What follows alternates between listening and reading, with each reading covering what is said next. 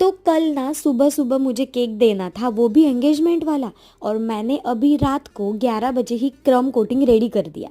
और अभी मुझे इस केक को स्टोर तो करना है फ्रिज में, बट मैं खुला नहीं रखूँगी।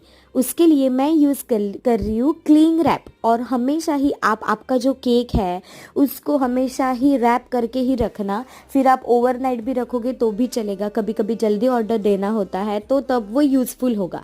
बट ऑलवेज रिमेंबर, कभी भी आपको खुला केक नहीं छोड़ना है। अगर आपने कंप्लीट केक कवर किया है, रेडी किया है, उसको तो क्लिंग रैप नहीं कर सकते, तब आपको उसको बॉक्स में ही रखना है, कभी भी खुला नहीं रखना है। अगर आप न्यू बिगिनर हो तो आपको ये टिप ज़रूर हेल्पफुल रहेगी, फॉलो करके रखना। मिलते हैं नेक्स्ट रील में, बाय।